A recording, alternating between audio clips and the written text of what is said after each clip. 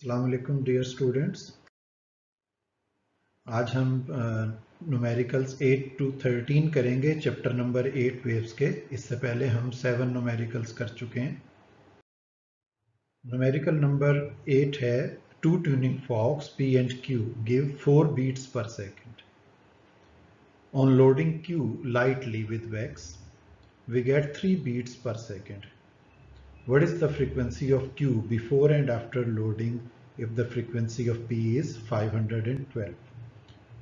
तो इसको हम सॉल्व करेंगे इस तरह से कि नंबर ऑफ बीट्स हमने बिफोर लोडिंग 4 इसको लिखा और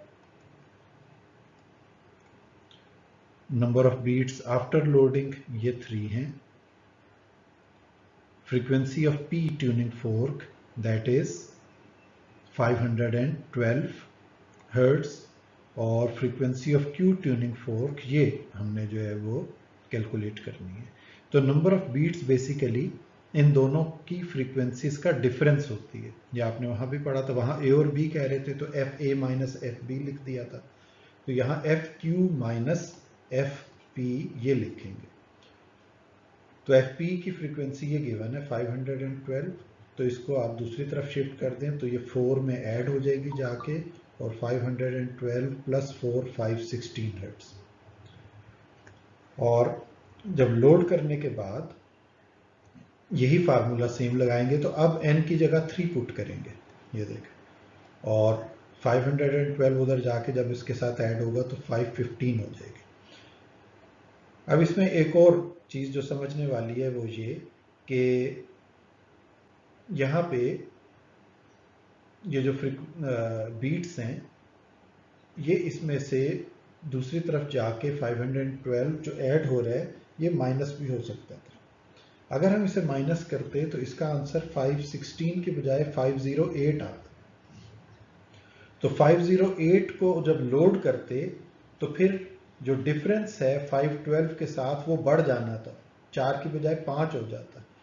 तो चूंकि डिफरेंस आप ये देखें कि बीट्स का वो कम हुआ है, 4 से 3 हुआ है, तो इसलिए हमने इसको यहाँ पे प्लस के साथ ही सॉल्व किया है। पहले 516 आंसर आया और फिर इसका 515 आंसर आया। न्यूमेरिकल नंबर 9 है on a sunny day the speed of sound in the air is 340 metre per second. Two tuning forks A and B are sounded simultaneously. The wavelength of the sounds emitted are 1.5 meter and 1.68 meter respectively. तो वो दो चूंकि अलग अलग tuning fox हैं तो उनकी wavelengths अलग हैं, तो दोनों के दरमियान कितनी बीट्स बन रही हैं ये कैलकुलेट करना है। तो इसको देखें, डाटा हमने बना लिया। स्पीड ऑफ साउंड 340, पहली वेवलेंथ 1.5 मीटर, दूसरे की वेवलेंथ 1.68 मीटर और नंबर ऑफ बीट्स का वही फार्मूला जो अभी पहले पढ़ा था, n is equal to F A minus F B. Frequency equal होती है v बाई लेमडा के, तो एफ ए की जगह पुट किया v बाई लेमडा ए और एफ बी की जगह पुट किया v बाई लेमडा बी। तो इसको यहाँ पे आप v कॉमन ले लिया तो n इज इक्वल टू, ये v नहीं है यहाँ पे, इसकी जगह n ही है। तो इसको आप सिंप्लीफाई करेंगे 1 ओवर 1.5 माइनस 1 ओवर 1.68, इससे जो आपके पास आंसर आएगा उसको आप मल्टीप्लाई करें 340 से, ये तकरीबन 23.8 बनेगा, जिसको राउंड करके हम 24 बीट्स लिख रहे हैं पर सेकेंड, ये बनेंगे।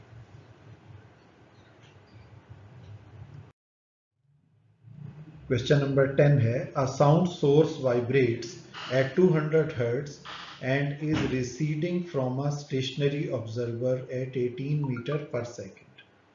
पीछे हट रहा है, तो source is moving away, observer से दूर जा रहा है। If the speed of sound is 331 metre per second, then what frequency does the observer hear? तो आसान सा फार्मूला है, सोर्स अगर अवे जा रहा हो तो उसकी फ्रीक्वेंसी का फार्मूला है v over v plus A into F. यहाँ पे ए कैपिटल लिखा गया, ये ए स्मॉल लिखना है आपने। 18 मीटर पर सेकेंड। इसमें सिंप्लीफाई कर लें वैल्यूज को पुट करके तो आपके पास 189.68 हर्ट्ज ये आंसर आ जाएगा। क्वेश्चन नंबर 11 है, suppose a train has a 150 hertz horn is moving at 35 metre per second in still air on a day when the speed of the sound is 340 meter per second.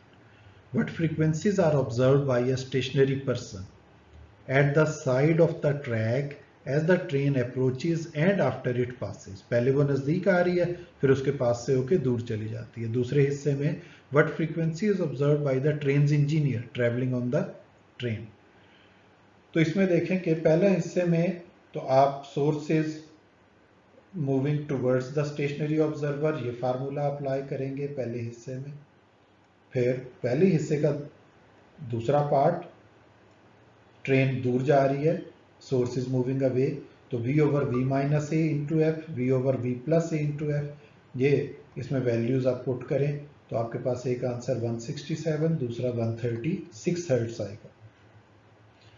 जबकि जो दूसरा part में जो engineer है वो train के ऊपर ही है, तो उसके लिहाज से तो फ्रीक्वेंसी चेंज नहीं होगी।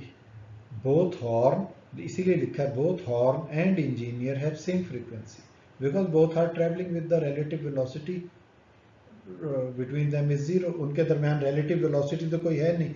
सो the train is carrying both engineer and horn with the same velocity. The train engineer is moving in direction towards the horn. तो अब जब डायरेक्शन सेम है तो उनकी जो वेलोसिटी हम लिखते थे ए और बी करके वो सेम हो जाएगी।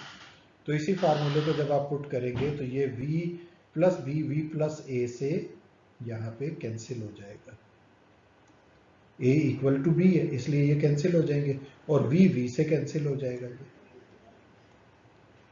तो f प्राइम के इक्वल आ जाएगा। जो फ्रीक्वेंसी ओरिजिनली थी 150 हर्ट्ज वो ही रहेगी यहाँ। Question number 12 है, the first overtone of an open organ pipe has the same frequency as the first overtone of a closed pipe, 3.6 meter in length. What is the length of the open organ pipe? तो दोनों के जो overtones हैं इनमें फर्क है, उसमें frequency same आ रही है, तो लेंथ कैलकुलेट करनी है ओपन ऑर्गन पाइप की। तो देखें एक की लेंथ गिवन है क्लोज वाले की 3.6 मीटर, फ्रीक्वेंसी दोनों की सेम है तो हमने लिख लिया f of close equals to f of open. Loop 1 पे n is equal to 1। f close के लिए फार्मूला होगा v ओवर 4l और f ओपन के लिए v ओवर 2l। ये आपने याद रखने फार्मूले, जिसको फार्मूले नहीं आते उसे फिजिक्स नहीं आती, तो बहुत आसान सा फार्मूला है। जिसको फार्मूले नहीं आते उसे फिजिक्स नहीं आते। तो अब इनको डिवाइड कर दें, f close over f open, v over 4l v over 2l से डिवाइड हो जाएगा, तो v से कैंसिल और ये 2l जो है ये ऊपर चला जाएगा और ऊपर से जाके ये 4 को कैंसिल करेगा तो ये रह जाएगा f close over f open equals to l open over 2 close, 2 into l close. तो हमने l ओपन इसको कैलकुलेट करना है, ये फ्रीक्वेंसीज आपस में कैंसिल हो जाएंगी क्योंकि ये तो सेम है, यहाँ 1 आ जाएगा। तो इसको आप यूँ समझें ये 2 इंटू एल क्लोज, इसको 1 के साथ ला के मल्टीप्लाई कर दिया, so L open is equal to 2 into L close. L close की वैल्यू 3.6 फुट की, जो 2 से मल्टीप्लाई होके उसने इसको 7.2 मीटर बना दिया।